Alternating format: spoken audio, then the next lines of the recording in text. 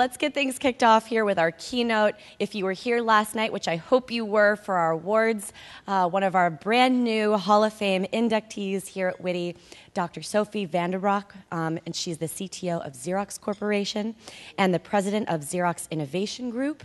And we are very happy to have her join us to talk about the future of work and are we ready? Much. Good. Thank you. Thank you. So I'm delighted to be here. When it was suggested that I talk about the future of work, I thought, wow, that should be pretty easy, right? I mean, I work for a company that has created many of the products and services that are at the foundation of the office. And today we serve many clients in enterprise and offices around the globe. In addition, I work with researchers around the world, and in my role as CTO, I constantly envisioned the future today, and then we tried to create it. So I said, oh, well, that's a piece of cake. I should have a strong point of view. But then it turned out, thinking 10 years out, it's very, very hard, right? I mean, everything changes so quickly. And I like Niels Bohr's quote here, prediction is very, very difficult, especially if it is about the future. So with that in mind, the researchers and myself, we started to do scenario planning. We started to look at what would the future really look like. And since this is the first time, we wrote a white paper, and since it is the first time I will talk about this in public, I actually had to write my speech over last week. So unfortunately, even though I don't see any paper in any offices decades from now, I am here with some paper. So thank you. So in fact, we spend much of our lives at work, right? It shapes our identity. It's where we develop many, many friendships. It's where we apply our passion, our creativity, our best thinking. Work is so important to our lives. So what will happen then if the nature of work changes so dramatically that the future workplace and our current work processes are virtually unrecognizable? So these are difficult questions with no easy answers. I'm happy to have this chance to explore this with you this morning. So these are the three things we're going to do. So we're going to say, how do we get where we are today? Then I'm going to see how knowledge work, which really has 4 dimensions, which is people, information, the person, the human, us, as well as organizations, how all of these 4 components will evolve over the next decade. And then finally, throughout all of this, I'll share some takeaway messages. But first of all, I would like, of course, to thank WITI again for the great recognition last night to be inducted in the Women in Technology Hall of Fame. And in fact, I'm delighted because I just follow in the footsteps of Adele Goldberg, who used to be at the Palo Alto Research Center back in the 70s. And so I'm going to start off with, there was a Business Week article. It was in 1975 that this cover article was written. And Business Week wrote an article about the office of the future. How is it going to look like? And Adele Goldberg, in fact, was creating that office while she was there in the 70s. So in the article, George Pake, the founder of PARC, was quoted to say that in the next couple decades, every office would be equipped with a TV terminal and a keyboard sitting on every desk. We will be able to call up documents, and with a click of a button, we'll be able to share messages with our colleagues and friends around the globe. So how did he know that? This was a decade before the first personal computer became common in offices. This was also the time, for those of you from IBM, where IBM had just introduced the next version of the electronic typewriter, and a computer filled the whole room. So how did the people at PARC have this vision? In fact, they had it because at the time, many prototypes had been created and were being experimented with at the Palo Alto Research Center. For example, you can see some of here, the mouse-driven computer interface, the graphical UI, the personal computer, the laptop, the digital laser printer, early versions of work processing, process software, and the Ethernet. So despite Niels Bohr's quote of predicting the future is difficult, our strong belief at Xerox is that the best way to predict the future is to, in fact, invent it. And this is by a quote by Alan Kay, who was also at the Palo Alto Research Center at the time. So and of course, over 30 years, it's obvious that many of these predictions became real. Actually, the only one that didn't become real, that even in this article, we predicted that there would be no more paper, and unfortunately, there is still a lot of paper being used. So now fast forward, more recently, again, it's already a few years ago, but more recently, the Business Week published another article, was entitled "The Children of the Web." The story describes a very different dynamic. Business is no longer at the forefront of innovation. In fact, the article says, business is playing catch-up to the tens of millions of digital elite who are at the vanguard of our fast-changing culture. So today, a lot of the innovation, individuals around the world are actually comfortable with the way technology is changing their life. They're participating in it, and they're driving that change. Innovation is introduced to and by individuals in their personal life, and after that adopted by businesses, which is very, very different than the way innovation was done in the 70s. So blogs, Twitter, Wikipedia, Facebook, Skype, YouTube, instant messaging, 3D virtual worlds, you name it, are invented for applications in personal lives and now are being used in businesses. As a generation of new people then enter the workforce, the nature of work is changing. For example, take something as easy as printing. Today's kids have no interest in paper whatsoever. In fact, when I go into my kids' rooms, the only paper I find is just maybe some candy wrappers in the wastebasket. I mean, if it's in the wastebasket, I'm lucky. But the kids are prolific generators of text, and over 90% of the text is often generated on their mobile devices. At least that's how it's in my family. And also, for example, my daughter, Nena, who was here with us yesterday night, and who's now working here in San Francisco, she really loves to kayak and do other adventures. But how do I learn about it? I learn about it because she keeps it on her blog. So even, and in fact, on the blog, I think she wrote on the blog itself that this is to keep my friends and family in the loop. So if I ask her, how was your trip? She says, go read my blog. I mean, that's how... That's how kids communicate with their parents today, and that's most probably how they want to communicate at work. So what happens if all these children of the web enter the workforce? They get to corporate America, see stacks of printed PowerPoint, or even PowerPoint itself, and say, you must be kidding, right? Is that the way work is done here? And in fact, again, with my daughter, she called me like, I need to print copies of a PowerPoint because I have to give a presentation to some director or something like that. It's like, wow. I see that Xerox also, about 75% of the contributions to the Xerox blogs and wikis are mostly done by recent hires, those of us or them who entered like within the last 5 years. Communicating in pixels is like breathing to them, and it's completely different than the way many of us grew up. So these younger generation, as well as many of us, are thinking about the future. They think hard when journalists and economists talk about structural changes and jobs that might never come back and globalization. Like many of people today, they will wonder, how will I fit in? What do I need to study to fit in? And even if they will ever fit in. So for a while, I've been listening to this anxiety, especially by people who have families and live in areas where it's difficult to move or where there aren't many job opportunities. And in addition, people today, for example, there was one woman, she wants to make sure she can create a future where work-life balance is much better achieved than her own mother did or than her older women at work have done in the past. And somebody wanted to know, again, how do I gain the most value? What competencies, what languages, where should I go work? Also, our customers and many of our partners are scared because all of these trends, will our company get it? Will we survive the next decade? I know that many of the ways of working that we have taken for granted in our works and in our lives, working from 9 to 5 in a company, aligning with one company. I've been 20 years at Xerox. I worked at IBM and at UTC shortly, but I have been 20 years with Xerox. Spending time with family, taking the weekends off, working with people we know well, this is all under threat. And what's coming is largely unknown and fairly hard to understand because of the many uncertainty. But I'm an optimist, and this is my favorite proverb, and I'm sure some of you might be able to read it. It's Chinese. If you look at it, it says danger, chaos, being scared. But if you cover the left stroke and look at the right stroke, it says opportunity. So I will always look at the opportunity in any situation, no matter how hard the situation is. So that's what we're going to do today. Let's see how the world is changing, and then what are the opportunities for all of us.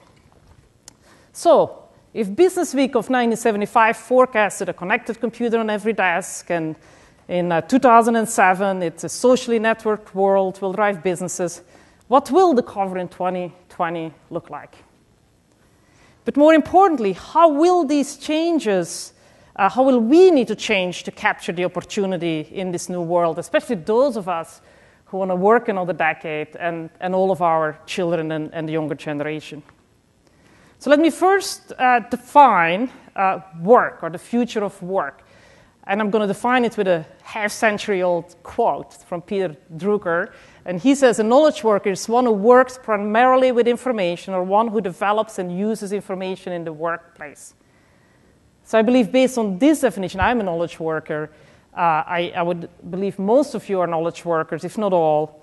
And in fact, almost everybody in the rich world and a lot of people in developing countries will be knowledge workers, including, for example, people who work in manufacturing plants. So today, most of these plants are automated. The machines create a lot of information, generate a lot of information, and people just look at big screens managing the manufacturing processes. Of course, people employed in the healthcare sector, education, financial, IT, transportation, you name it, we all work with information, understanding information, retrieving it, processing it, etc., to make the decisions to effectively get our work done, whether it's healing a patient or providing a great service to your client, whatever your knowledge work is. So in our study, the way we approached it, we did look at knowledge work in those 4 dimensions I briefly mentioned. The first dimension is the technology. Technology is what really drives the productivity of how we work. The second dimension is information, which is really the basis of the knowledge we will use to get the work done. The third dimension is ourselves, the people who are performing the work. And the fourth dimensions are the organization in which we operate and live. Today, for many of us, including myself, it's a large enterprise I am employed at, but it's also for other formal and informal organizations, such as your professional networks, or your social networks, and of course the whole industry, your industry colleagues that you are working with. And we do see significant changes in all 4 of these dimensions. So let me start with technology. Being a technologist, I start with the easy stuff. This is the easiest to predict. The other ones are much harder. So, following Moore's law, the processing power, and this is a Ray Kurzweil slide here, the processing power, and many of you know this very well, obviously, you will get for a fixed price in 2020 versus today will increase 1,000 times in the next decade. This means that there will be ubiquitous 1 cent a piece computers embedded everywhere, buildings, furniture, clothes, people, and almost everything else you can think of. And all of this will be connected to the cloud and accessible in a mobile way from anywhere, anytime. Of course, this continues the trend of having a fraction of computer per user in the 80s, about a computer per user in the 90s, today a few computers per user, and in 2020, there will be thousands of computers for every one of us. Also, Ray Kurzweil made this extrapolation, and he predicts that shortly after 2020, a $1,000 piece of hardware, a $1,000 computer, will approach the processing power of about 10 terahertz, which is getting close to the human brain processing power. Of course, the software won't be there yet, so the emotions, etc., won't be there, but the processing power will be very fast.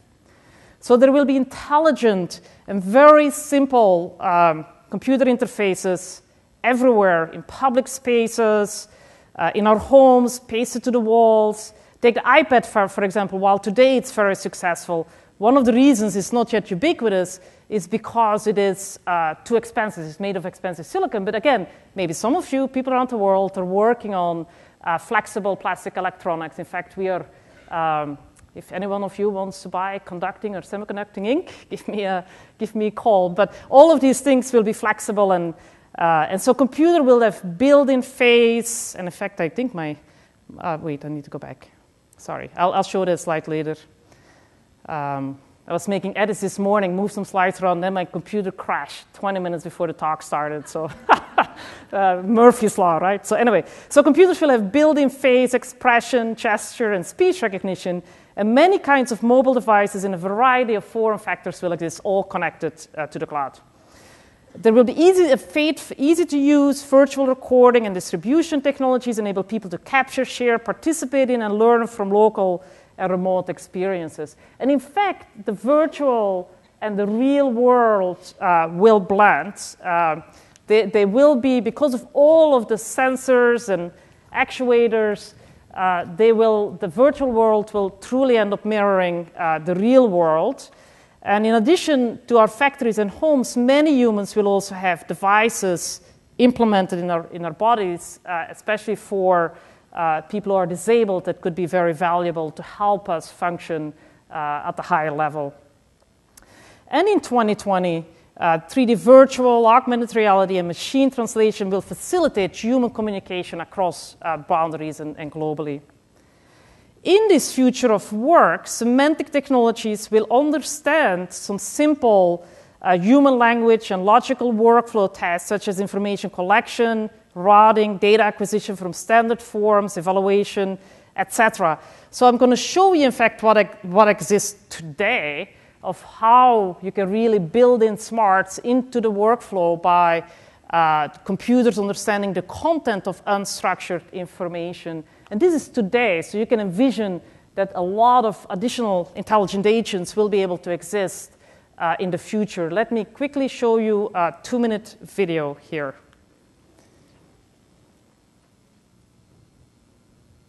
Xerox software applies smart document technology to document-intensive business processes, resulting in more effective and more efficient decision-making. The software reads the documents and makes decisions at every stage about the type of document, the content, who should see it, all without human intervention. This is an example of an unstructured document, a French-language typed letter with handwritten signature. It is scanned and the image identification software identifies the type of document. Optical character recognition software reads the words. The linguistic engine analyzes and recognizes information contained in the electronic document, such as people, places, dates, numbers, and their context. Once the information is identified, relationships and links can be created between people, place names, and more. These relationships can even be linked to entire collections of documents. It is critical to protect the privacy of individuals and confidential business information, so next the smart document technology removes or redacts the information that must be protected. Once the sensitive information is found and extracted, security settings can be applied, allowing only authorized parties to view sensitive data. We call this process intelligent redaction.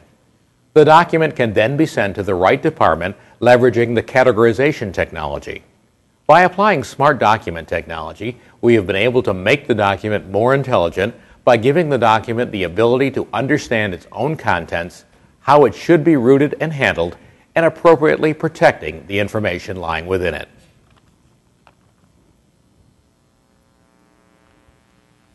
So this type of technology today is implemented in digital mailrooms, for example, but also in e-discovery tools. We recently worked, we meaning the researchers at Xerox, with our business vision that does e-discovery. And while today, for example, there are digital workflows where someone, a person, can look at each and every one, do simple keynote searches. A lot of humans still have to look at each of these documents today and classify them. And a typical lawsuit could have, for example, 1 million documents that needs to be analyzed. So with the software, and in fact, the judge approved to use in court, and we worked with some clients to do a case, can now automatically categorize documents. And if you have 1 million documents, it runs overnight, or depending on how much processing power you throw at it. The next day you come in and it say, okay, these are the 50,000 documents that are relevant. Forget about all the other ones, they're really not relevant. And within these 50,000, here they're classified by priority. So this you can envision, right? If we can do that, I mean, time to justice, cost to justice will significantly collapse, and we will really be able to get to the information much more quickly. So in addition to reading text, so we're also a lot of research happening around the globe on understanding images, right? Images are also unstructured. And for example, this is an example where in our transportation business, where we work with major cities and process 37 billion transactions each and every year, today the way, like this is Easy Pass in New York State, the way the toll booths, if there are cameras, the way it works, the camera takes a picture of the license plate is sent to India, 5 different people look at it to get some statistically relevant data to make sure that you, if it's your car with your license plate, that you're actually getting the bill and not somebody else. So yes, in the front end you can say it's automated, it's a camera. In many cases it's not even a camera, but in the back end it's still very manual processes because the license plate recognition is so complex. Because in the United States at least, there are license plates from many different states, etc. In China this is easier because it's more standardized, and there we've automated it already. So computers will understand complex images. They will be able to automate workflow tasks and make decisions. Again, we are just at the tip of the iceberg. It will become much, much more. Intelligent agents will be created. And this is the first one with the workflow. So routine work processes will be automated. So people who are doing routine processing, like the people reading these license plates or bank tellers or many of the lower processes will all be automated as computers will be doing that work. On the high end, there will be democratization of expertise because a lot of the knowledge that people have will be built into software tools. Again, today, think about TurboTax, right? Or any tax software. The local or the current tax regulations are built into the software, and it's some simple questions. All of us can fill out our tax forms. We don't need an expert to do that. So over time, you will see that across many vertical industries. For example, in the medical industry, if you look at medical imaging, a specialist or a doctor would have to read the images in order to decide whether somebody has cancer or whatever disease they're looking for.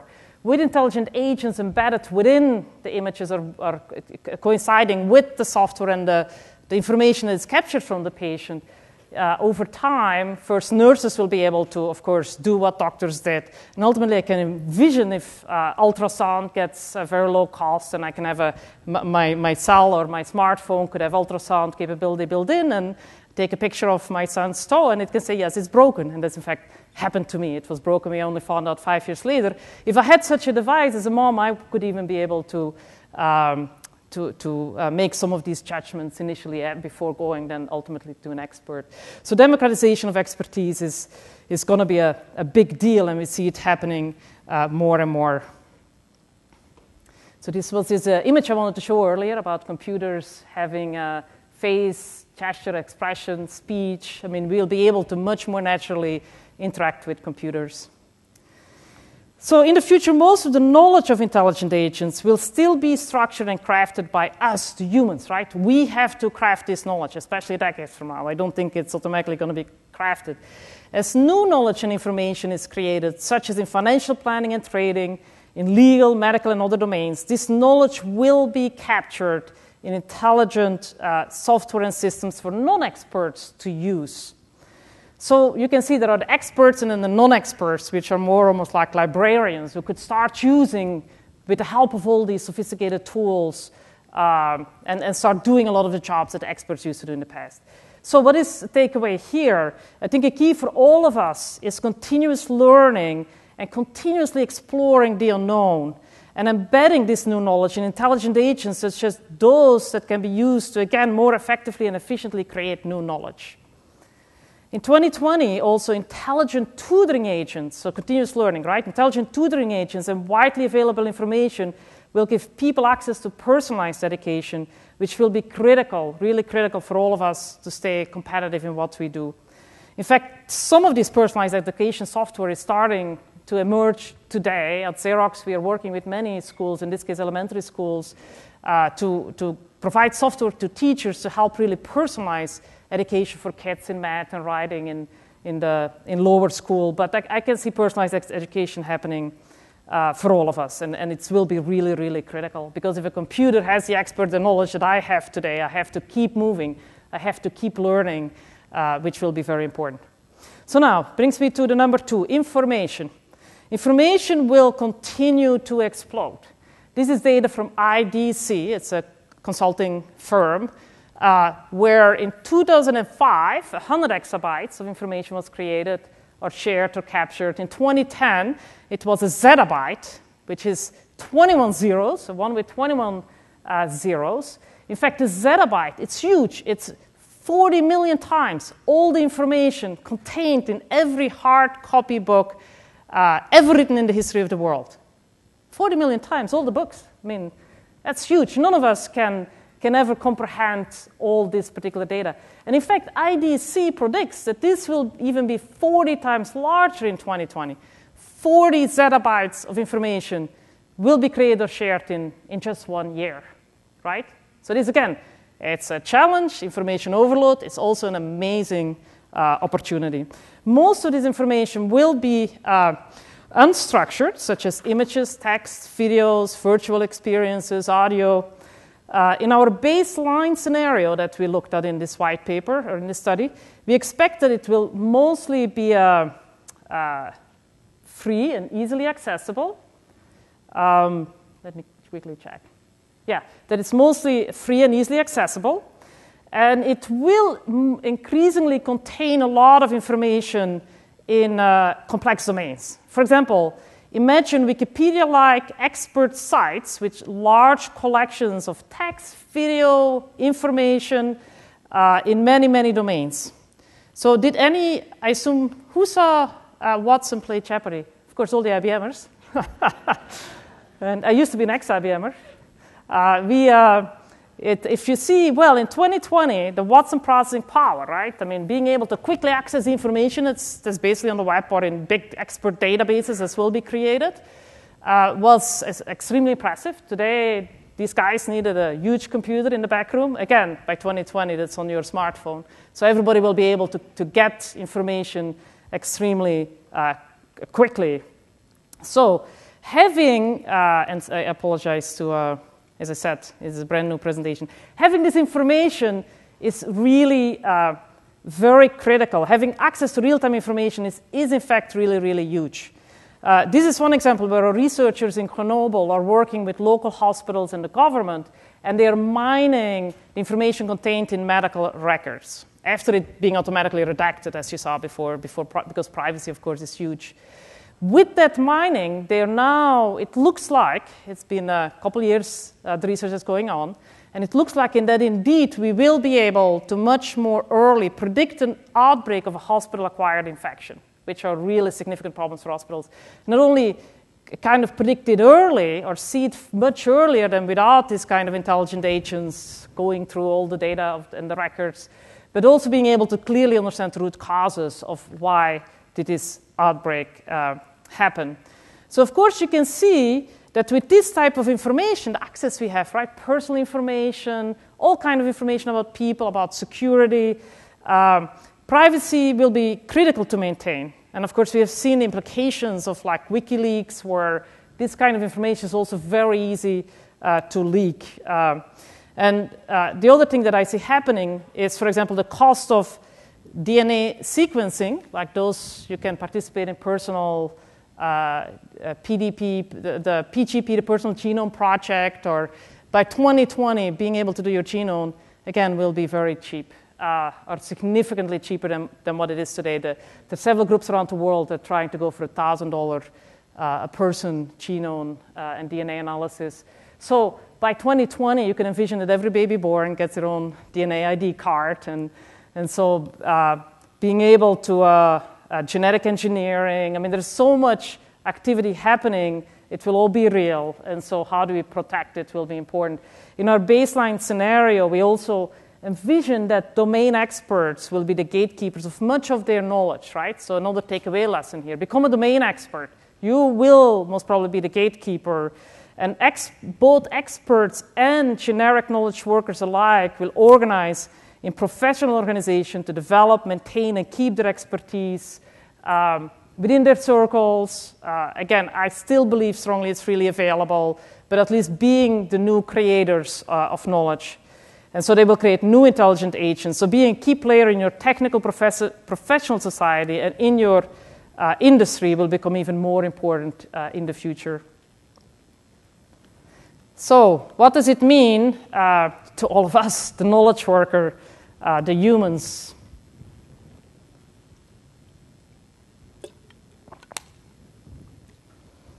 So in such an advanced world, what would happen to us in 2020?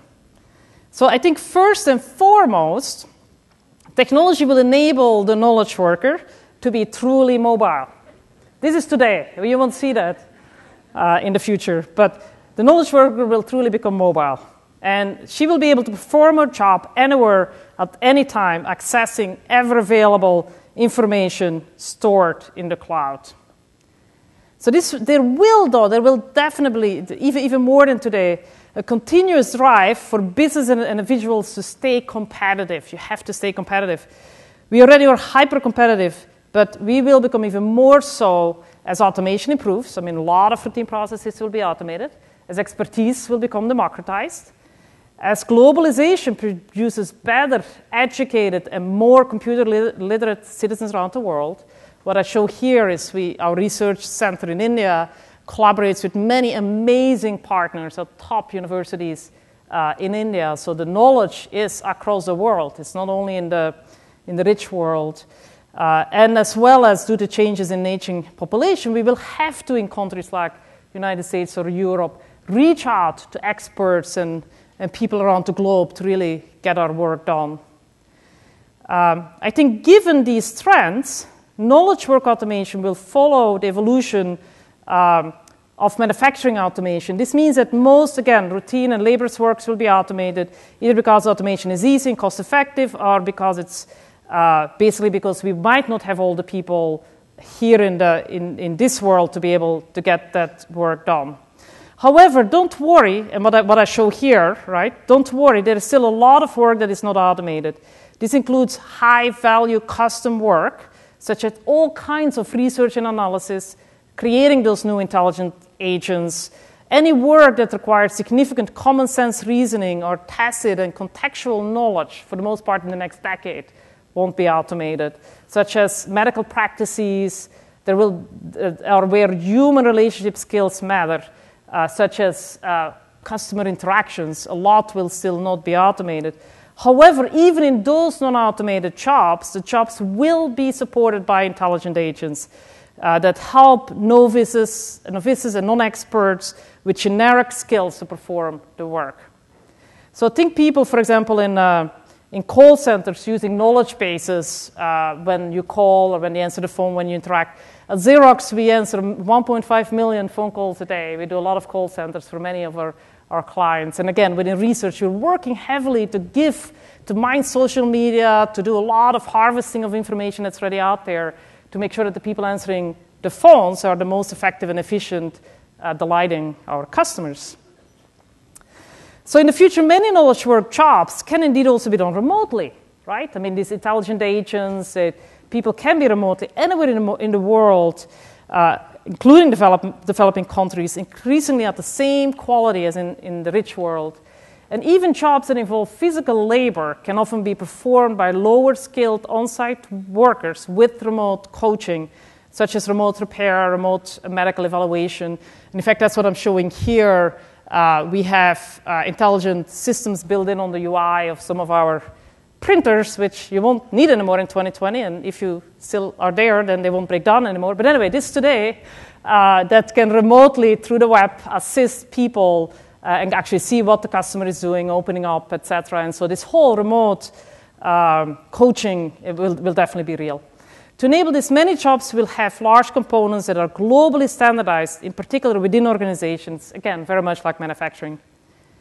So based on this, knowledge work will increasingly be divided in classes between domain experts on the one side and generic knowledge workers, especially those of us that have to interface with people or those of us in other countries that will remotely help people that interface and still physically need to do that. So I see these domain experts and generic workers. The growing workforce and relatively shortage of expert skills in knowledge-intensive domains in the developed world would further force companies to in fact rely on generic and lower-skilled workers, foreign workers, and automation. Okay, what do we do? In this situation, for all of us, but especially for generic and low-skilled workers who will experience frequent job changes, right? As the bottom, whatever was routine is automated, and more things will be automated. So they will need lifelong, on-demand education, in many instances, personalized education. In addition, becoming an expert in your field, the field that you're passionate about, is extremely critical. I think our kids, as current students, I tell them a bachelor degree is no longer enough, whatever. All that knowledge will be in the Watsons of the future, will easily access that kind of knowledge. So you really have to become an expert in certain areas, and especially something that you are extremely passionate about. So in addition, we also need to encourage the next generation to truly become world citizens. I mean, go live in China, go live in India, learn an extra language, take a culture class. And I grew up in Belgium, in Europe, but at the time when I was in my early 20s, the US was a place to be for microelectronics. This was where everything was happening. So, of course, picked up my bags and we came here. I think kids today have to follow their passion, go where things are really happening. And at least go there for a while, learn, and then you can still come back and make a difference to your home country if you decide to do so. Indeed, today, great wealth is created in many parts of the world. And in fact, many universities today know this and have global programs to help students appreciate the world in which they live, to embrace the diversity of our world, and form a strong human fabric with people and experts across the globe. And I think that will be very important to remain competitive. So now that the last dimension of knowledge work, organizations, so we had the technology, information, the people, and now how is an organization going to look like?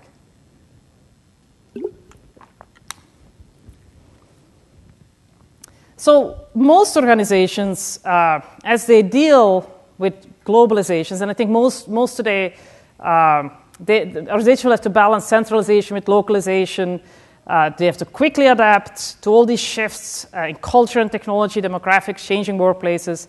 But even today, and this is like my team here, the Xerox Innovation Group or the research labs around the world, the researchers work in distributed teams, collaborate remotely in virtual environments. It's very important. In addition, though, we still organize every 18 months a research conference where people from around the world come together, present posters. The human fabric will remain important no matter how good your virtual environments are. And in fact, myself, my dot is not even on this chart. I live in Boston. And so I have my virtual office where I meet with all my team members around the globe, as well as then I just travel wherever I need to be. So I think I'm already a true mobile worker like the one you saw earlier there. So given the drivers of globalization and some of the other ones I mentioned, our expectation in the baseline scenario is that most work will be done in 2020 by 2020 and beyond, by small companies and independent workers spread across the globe.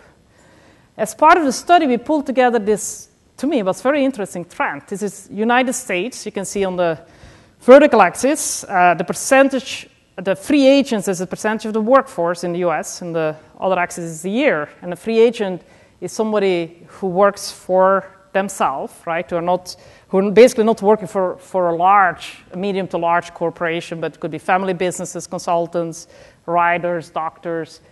And so what we saw is in the 19th century, over 80% of the people were free agents, right? Farmers, shop owners, in the beginning of the 19th century. Then it dropped, and with the Industrial Revolution, it dropped as low as only 10% in the United States. 90% work for large corporations, the GEs, the IBMs, the Xeroxes, the Kodaks of the world, right?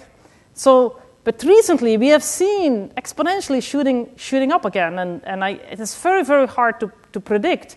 But more and more people are becoming free agents and no longer work for large corporations. So I think by 2020, at least on this one piece of data here, It could be that over 50% of us will be free agents as companies kind of continues to focus on their core, and even in the core they partner with open innovation partners. We have tons of open innovation partners in research now, so these are all free agents working for Xerox today, and as large corporations are not going to continue to grow, but they'll rely on many of these free agents.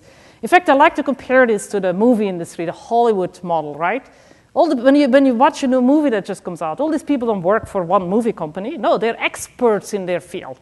They have reputation, they have expertise, they make good money being expert in their fields, whether it's both the actors or the camera crew. People come together to make a movie and then they dispatch again. I mean, we envision in our baseline scenario that will very much be how work will get done in the future. So people that are free agents that really rely on their reputation, expertise to get the work done. And actually, I should ask, any of you free agent today? Who here is a free agent? Good. It looks like most of us still work for these large companies. So good. So those of us who now, a couple takeaway messages again. So what do we do here, right? Number one, those of us in the large companies, we normally only focus on other large companies to sell to, right? Our big enterprise customers. But with most people no longer working for these large enterprises, we need to be able to sell. How do we sell to these end consumers and these free agents? That will be very successful for large companies to remain successful. Secondly, I think being really respected in your field will be very, very critical. Actually, many of the web-based services, whether you go to eBay or Amazon, you write with some systems, the seller and the buyer, and so there will be a lot of reputation will be very very important, especially as a free agent. It's really that will be critical to get new contracts and jobs. Of course, building reputation and credibility while working remotely and with global partners is not easy, but it will be critical to learn how to do. And of course, many things like LinkedIn and other tools will be available to help us do that and build this reputation. In our baseline scenario is that large companies, again, consist of relatively small, stable core and a large cloud of more independent, temporary, and local and mobile employees and contractors. In fact, this phenomena is called crowdsourcing. So you have certain jobs. It started out like with Amazon Turk at very low level jobs. All of those will over time be automated. And then more other Odesk. There are many companies that actually start providing this broker between the free agents and larger corporations. And some of the nice things that will come out of this is, for example, we are in business process outsourcing. We have currently thousands of employees that come to big buildings in Bangalore and other cities in India. They have to commute into the city. They have to, and then they work in these big buildings, like they're, again, corporate citizens, Xerox employees doing business process outsourcing. In research, you're working a couple projects with the RTBI, the Rural Technology Business Incubator at IIT Madras and IIT Mandi, to see how can we go to the people in the villages. And this is one little project that we do with a startup business as one of these offices with about only 20 people in a village, so that the women and the men who work there can continue to stay with their families. They don't have to move into these big super cities. And it creates a much more sustainable world. I'm not going to go into it, but there are many, many, many technology challenges, whether it's bandwidth or energy, security. We process 900 million healthcare payments a year. We have to make sure to split them in multiple pieces so they could go to multiple villages so that privacy is maintained, etc. So many fun and important research challenges. But this is all, I mean, if you can envision people just in the local villages really sourcing the crowds no matter where they are and not forcing them to live a much more difficult life into the big cities. So while there will be many, many problems like the regulatory environment, security problems, most probably will impede alliances in certain countries. We expect that the competition will compel many of the developing countries to adopt business standards that are currently exist in the rich world. So for those of us who will be free agents in 2020 or shortly afterwards, maybe I become a free agent CTO if you need one. Professional organizations such as accounting associations and workforce management companies provide many of the services and infrastructure that's currently offered by companies. For example, I'm a member of the IEEE, the Institute of Electrical and Electronics Engineer, and they already provide education, they provide life insurance. I can see for these free agents, these kind of professional networks will become even more important in the future. So if you're not a member of your professional network, I would strongly recommend that you do become involved. It has many, many advantages. So in summary, across the 4 dimensions of technology, information, people, and organizations, we can expect a lot of change. The world will look different. But coming back to Niels Bohr quote, it's very difficult to predict the future. Yes, we're predicting it, and then all of us, small companies, large corporations, we're going to create the technologies, work on the information systems, think through how do we most effectively create these organizations, and ultimately we will create a future, but there could definitely be many alternative scenarios because there's so many uncertainties. For example, if you look at the structure of information, right, will it be free form and diverse information, or will it be very structured or unstructured? If it all becomes very structured, intelligent agents and computer systems will be even more easy to create. If it becomes mostly unstructured, which I believe it is, which was in our baseline scenario, you'll see some of the items that are talked about.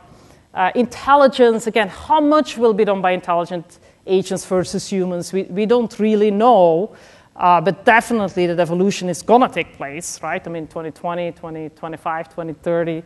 Digitization for a company like Xerox, obviously, that's a key question in my baseline scenario. There is no more paper, which is a huge part of our business today. But it could be that somehow paper remains a very preferred media, or that it takes much longer to create these flexible electronic, very low-cost alternative displays that will then become ubiquitous. Availability, right? I mean, my assumption in this baseline scenario is most information will be freely and widely and easily available, right? We'll all have our little Watsons on our smartphones and go to any of these expert databases. But that's not a given. These professionals, these domain experts and companies can really try to protect the information, and then we have a different scenario. And ultimately, energy, right? Energy sources, which really drive a lot of what we all do. Will it be expensive or widely available, clean energy? And again, some of these will make a difference in how we all work, whether we keep flying around the world or do even more virtually, etc. So there are many, many uncertainties that can drive the scenarios, but all of you are working on helping to create that future today. So some other summary messages, I'm going to let you read it here. I touched on them, and you can see them here.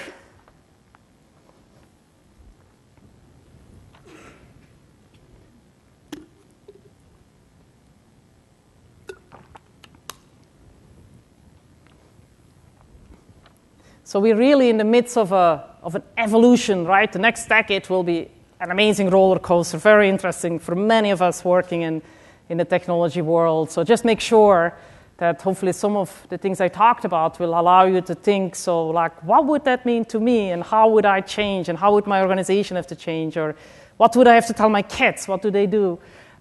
So I hope this was useful. I mean, the future of work is clearly approaching very fast, and it's really a task for all of us, myself included, to figuring out how do we really see the opportunity in all of these changes.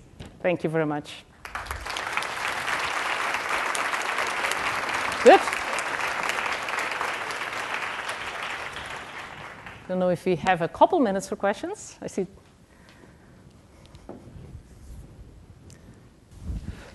Thank you. That was really very thought-provoking. And I don't expect you to actually answer this question, but it's just a thought I had was, if we're going to be working virtually, and I like that idea, what will happen to all of the big buildings, the real estate that we now work in? Will it be destroyed? Maybe they make them into parks. So what will happen there? That's a really good question. Does anybody have an answer? Yeah, that's a good question. Yeah. Okay, here's one. It's a good follow-up to that. And I didn't hear as much about maybe looking at the future of the workplaces in terms of how they will change to be more sustainable. Yes. And so I'm wondering if, less need for big buildings, lots of, waste in resources, maybe we'll go back and have more green space. And what do you think about that? Yeah. So first, when I talk about organization, I wanted to talk about sustainable organizations, but it's such a huge topic in itself. I think we have to become much more sustainable as a society, and in fact, with the traditional enterprise, the offices today, many companies are working hard in finding how do I lower my carbon footprint, how do I use less energy, etc. When I was first asked to think about this topic, they say, Sophie, I want you to talk about the office of the future. And I said, there won't be any more offices in the future as you know them today, right?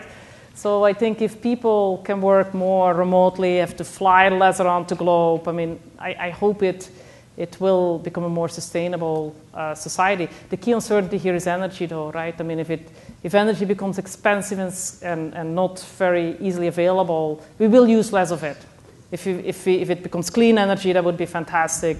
If somehow we find a lot of gas and oil in the United States, that's not good for the environment, right? Because we'll be using a lot of it. So again, excellent question. We need to think more about what does that mean in 2020. I know what it kind of means today, but 2020, it's very uncertain. Hello. Thank you very much for an incredible speaking engagement. My name is Connie Harriman. I'm with Applied Concepts Creativity. And my question is, what role will developing creative competence play with the future workforce? Developing a creative competence. Like creativity. Yes. It's critical. I think, as I said, there will be domain experts and things like creativity. I don't believe computers at that point will be very creative and create a lot of new knowledge. You have to, developing that competency of being creative, wanting to explore the unknown, will be super critical. I think that's very, very important. And that's one of the things that's so valuable in this country, right? We have amazingly creative people that if they can envision the future, they can, first of all, we can envision it, and secondly, going after trying to make it real. Creativity will be one of these things that's not yet going to be automated. Yeah. It's me. Hi, I'm Sylvia. I have a question. When we talk about decentralization and we talk about people working from home and not being in an office, I see a problem with that because of building the relationships with the people and the team that you can't always do on a video screen, etc. So how do you see that working? How do you see that? Yeah. So I work, again, I have no real office. I only have my home office, and then I fly around the world. There are many things. As I mentioned, the researchers, most of our teams in research have people from India working with Grenoble, working with the Palo Alto Research Center, Webster, and so they're all virtually connected, right? So today what we do is we make sure that at least as a group once every 18 months, we still come together, hang out for 3 days, have some drinks together, socialize. I think it's very, very important. I think in 2020, I have it's not Cisco, if there are any Cisco people here, a Thunberg system at home. You just plug it in the internet, and the quality is really, really great, right? I do my one-on-ones, my group meetings with 5 images, a little bit more challenging. But the one-on-ones, I just turn the screen on, and you're sitting right there. I can see your emotions. It's very, very sharp image. And it's through the internet. It's free today for us, right? It doesn't cost a fortune. Skype is much harder. I agree. And then we also have done experiences that I give a communication meeting. This was 5 years ago now, but we put it into Second Life, and the researchers are in the audience in Second Life, even though they're virtual, and then they can talk to each other, like, wow, whatever she's saying now doesn't make too much sense, or let's ask this question. So there are the 3D virtual environments. Again, even the visual connection to me is extremely important to make sure you create that human fabric, because especially with people across the globe, you have to be able to do that. And again, if any of you have great ideas, we'll all figure it out as we take the ride. Okay? Yes? My name is Marina Britsky with Kaiser Permanente National Operations. I get involved with offshore and onshore onboarding of new staff. Okay. My question is, in the Office of the Future, well, let me back up. There's no office in the future, but yes, in the future of work. Let me back up. We're dealing with a job environment, high unemployment within the United States right now, where we're not getting enough people employed within our own country. When we look at the workforce of the future, what role will hiring our own people nationally play in a workforce, a global workforce? Does that make sense? Yeah, it does make sense. I think, as I was trying to say, if I look 10 years out, right, I'm not talking about today, but 10 years out, it will be really important that we fix our education so that we can have many amazing people in the United States that become truly domain experts, that are creative, that want to innovate, because that is really what the key jobs that I think companies that are headquartered here or want to make sure that they have a strong core of amazing, creative, innovative people, and then reach out globally to whoever are the experts that I can work with. And then where are the librarians or the non-domain experts that will use the intelligent agents? So any jobs that interfaces with people, right? Whether you're in the medical industry, yes, nurses will still have to take care of people in emergency rooms, but they will have more intelligent agents being able to help them to do so. So where there is human contact really essential, I think these will be very important jobs. So then am I understanding that you're saying that our companies will have a priority mindset where they will hire their own nationals first before outsourcing or going offshore? I think most companies will become global. So in Xerox, I'm on every shore, so I don't call the researchers in India. There are only a dozen or so that they are offshore. They're part of the global family. And I think every company, I cannot predict in 2020, but I think all of the small business and companies will have to really understand, how can I make my business most successful, right? Who do I need to partner with?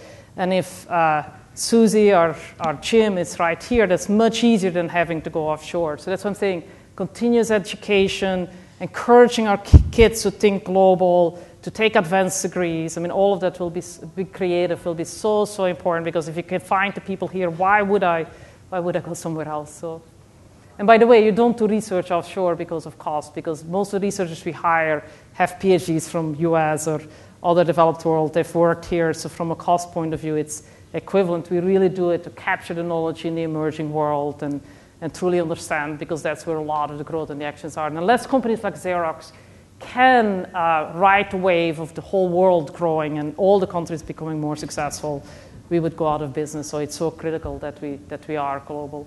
Thank you. And thank you.